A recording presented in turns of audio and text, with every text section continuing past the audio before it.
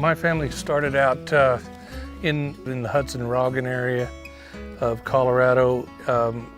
They were my dad's first generation, born in the United States. Our place is comprised of land that we bought from Kevin's family, land that we got from my family, and then land that we purchased from neighbors. Along the way, we've done, terrace work, and we've done water and pipelines. My, specialty would be the farming end of the ranch and the hay production. We have about 5,000 acres total of farm ground. We do about 2,500 acres a year of production, which is generally wheat, hard red winter wheat, and we raise some feed also for the cattle, like triticale, things like that. You have the grazing end of it, and we're a cow-calf operation. There's about 28,000 acres of grassland in the total operation.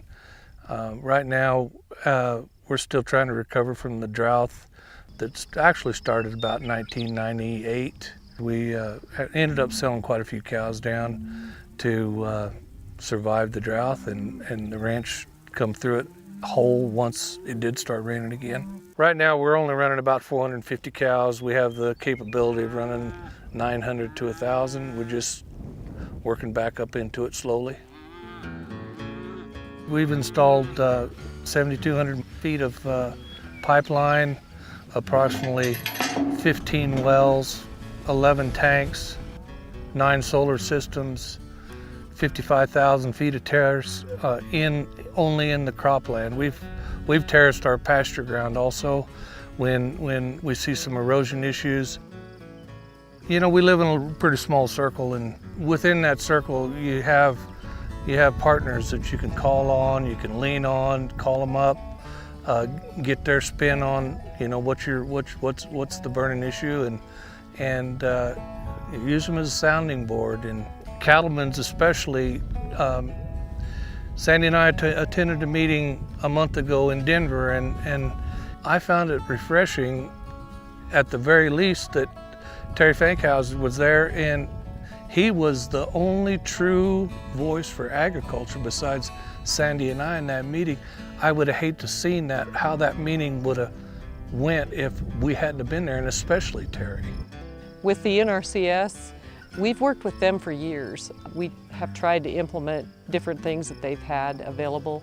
Like this water system, we start out with a 12,000 gallon storage tank, and the pipeline feeds 4 stock tanks. And by the time you get to the very last tank, because it's gravity fed, there's 200 pounds of pressure at the end. So maybe eventually we'll add on to that and keep it going. But in this part of the country, without the water, we don't have much. They've helped install this tank, rubber tire tank. We have the windmill here that we put in the late 90s. Windmills are a great tool. They've been around for a long time. But what I don't like about a windmill is this windmill is going to continue to pump. Well, when it's pumping, the tank's full, it goes out the overflow, and that's wasteful water. And the new systems with the solar systems, we put floats on them. When the tank's full, it shuts it down. The cattle make their way back. The float system turns the pump back on, and it's just technology at its finest, if you ask me. Now, going out and checking cows isn't that hard because we got water around every corner. There's all kinds of wildlife. There's coyotes, and there's rabbits and deer and antelope, all kinds of birds, insects and bugs, and there's all kinds of wildlife on the ranch. I mean, if you watch, Mother Nature will tell you what you need to do, and I believe to keep a good range, it's management. It's keeping your cattle in the right area at the right time, management of the whole operation. There's a big storm rolling in, I can feel it in my... The first day we were shooting this video, we kind of got cut short because it came in and it rained about 5.5 inches on us. We like to see it rain. We do. That's an awful lot of rain at one time, but it came real nice and easy, and we take it every time we can get it. Trees go real slow, real slow. And so Over the course of Sandy and I's term of running this ranch, we planted thousands of trees. We planted 1,800 trees last week. We try not to overgraze. We do our best. We try to leave at least 50% of the grass standing from one year to the next. That way it seeds, it reseeds itself. Without the production of grass, we don't have any beef. Rotational grazing, we practiced that for years. This is summer pasture. We take them out of here in the fall when we wean. We do what's called switchback rotational grazing.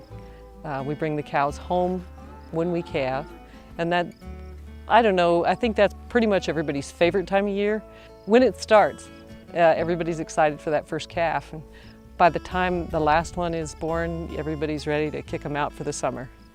So we just watch the cattle, watch the grass. When it's time to move, we'll move them out of this pasture over to another pasture. And we do that constantly through the summer. Coming from town and then transitioning into a rural lifestyle, there's a lot that surprised me about it, and I think the most was I totally didn't anticipate how much work it takes. I had no idea. And like I said, it's your whole entire life. It's not just what you do. You don't go to work and then you come home and you turn it off. It's when you get home, you're talking about the financial side of things and how you prepare for the future. And it's not just the manual labor, but there's so much that goes into it on the economic side and the financial side of it that I had no idea about. I'm able to work side by side with Ty every day, and I wouldn't have that opportunity if it wasn't for the lifestyle that we live.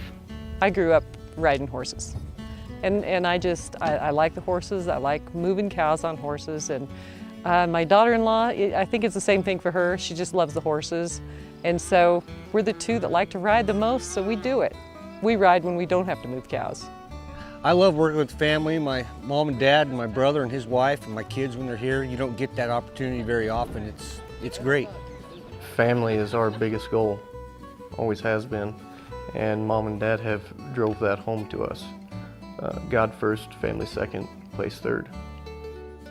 In winning the award, it is a great achievement. You know, it's a great humbling award for us. I knew what we'd done, but I never thought it was to that scale. The real achievement and the real success in it will be when the boys, maybe 20 years or 30 years from now, do it again. There are people who would just love to do what we do, and we're lucky enough to be here, and this is our life, and it's what we do.